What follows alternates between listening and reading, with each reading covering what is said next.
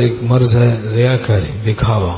ہم لوگوں میں دکھاوا ہے، دکھاوے کا سبب حب جا ہے. ریا یہ گناہ کبیرہ ہے، دکھاوا. اس سے عمل تو ضائع ہوتا ہی ہوتا ہے اور گناہ کبیرہ بھی ہے. ریا سے بچنے کی فکر ہو. اپنے اعمال کو ہم گاتے نہ پھریں. میں اتنے سپارے تلاوت کرتا ہوں. خدمت کرتے ہیں بعض مخلوق خدا کی، کرنی بھی چاہیے. مخلوق خدا کی، خلق خدا کی خدمت خوب کرنی چاہیے. خدمت سے خدا ملتا ہے. لیکن ریاکاری اور دکھاوا، اس سے ہم لوگ کم ہیں جو بچتے ہیں. دکھاوا اور ریا یہ گناہ کبیرہ ہے اور اس سے عمل غارت ہو جاتا ہے. حدیث شریف میں مضمون ہے دائیں ہاتھ سے دو، بائیں کو بھی خبر نہ ہو. تو اس کو جو دائیں سے دے بائیں کو بھی خبر نہ ہو، بائیں ہاتھ کو، یعنی کمال اخلاص ہو تو اس کو عرش کا سایہ ملے گا جب اور کوئی سایہ نہیں ہوگا. اب ہم لوگ خرچ کر کے پھر گاتے پھرتے ہیں، لوگوں کو بتاتے پھرتے ہیں بھائی ایسے فلاں کی مدد کی، فلاں کی مدد کی. اس کا کیا فائدہ؟ سارا عمل ہی برباد ہو جاتا ہے.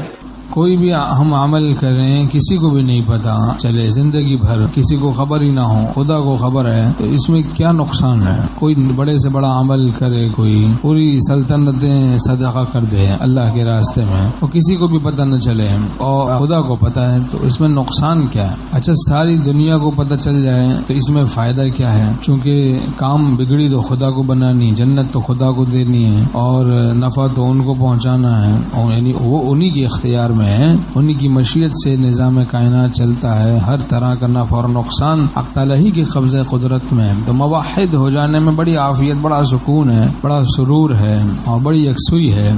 طاعت میں یہ قصد کرنا کہ لوگوں کی نظر میں میری قدر ہو جائے، لیکن ریا اور دکھاوا اور ریاکاری نام ہے لوگوں کو دکھانے کا، نہ کہ لوگوں کے دیکھنے کا. نیک اعمال دیکھنے کا نام نہیں. لوگ دیکھ لیں تو کوئی ایسی بات نہیں پریشانی کی، لیکن دکھا کے نہیں کرنا ہے اور اعمال کر کے جتانا نہیں ہے.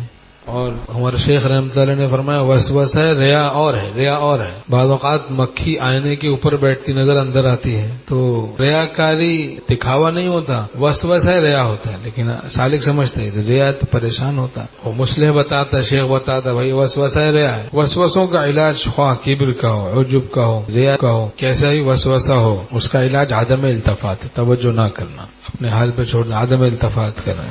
تو دکھاوا اور ریا اس کا علاج کیا ہے؟ حضرت تھانوی رحمۃ اللہ علیہ فرماتے ہیں رضا حق کا قصد کرو، رضا حق کا قصد کرو، اللہ کی رضا کا. ہر عمل میں اللہ کی رضا کا قصد ہو. رضا خلق کا قصد نہ کرو، مخلوق کی رضا کا قصد نہ کرو. بدون قصد اگر مخلوق کی رضا کا وسوسہ آئے تو اس کی طرف التفات نہ کرو. بدون قصد اگر رضا خلق کا وسوسہ آئے تو اس طرف التفات نہ کرو، توجہ ہی نہ کرو. اور اعمال کے دوران جو ریا کا خیال آ رہا ہے اس کی طرف بھی توجہ نہ کرو. عمل کے بعد اس کو گاتے نہ پھرو اور کسی مصلح سے تعلق کرو، اس کی رائے میں اپنی رائے کو فنا کرو. پھر اخلاص نصیب ہو جاتا ہے، ریا کاری جاتی رہتی ہے، دکھاوے کا مرض جاتا رہتا ہے، مخلص ہو جاتا ہے، دل پاک صاف ہو جاتا ہے. اور حضرت خواجہ عزیز الرحمن مجذوب رحمۃ اللہ فرماتے ہیں وہ ریا دکھاوا جس پر تھے زاہد تعنزن، پہلے عادت پھر عبادت ہو گئی. عمل پہلے عادت ہو جاتی ہے، عمل کی پھر عبادت بن جاتا. تو خوف ریا سے عمل کو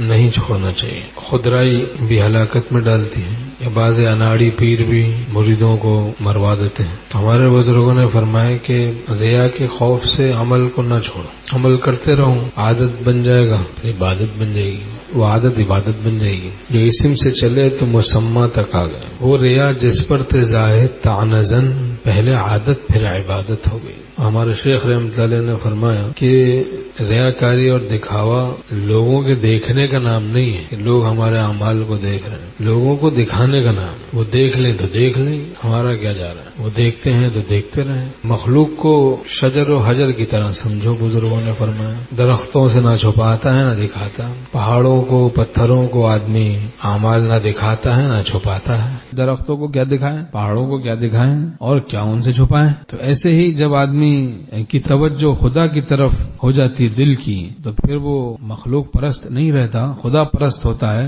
مخلوق کو نہ دکھانے کے چکر میں رہتا ہے نہ زیادہ چھپانے کے چکر میں رہتا ہے. اپنے کام سے کام رکھتا ہے، خدا کی طرف متوجہ رہتا ہے.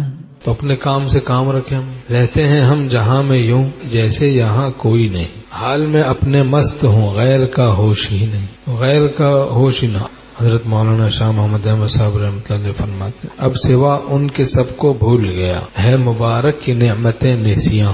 نسیان تو بیماری ہے، نسیان کا مرض ہو گیا ابھی، لیکن غیر اللہ سے جو نسیان ہے یہ مبارک حالت ہے، غیر کی پرواہ نہیں، غیر غیر ہے اور غیر کچھ بھی نہیں، آپ ہیں اور آپ سب کچھ ہیں، منتہی ہو جاتا ہے آدمی، سادہ ہو جاتا ہے، حالت اس کی عام لوگوں کی طرح بظاہر ہو جاتی ہے، لیکن گناہوں سے بالکل دور ہوتا ہے، اللہ کے بہت قریب ہوتا ہے۔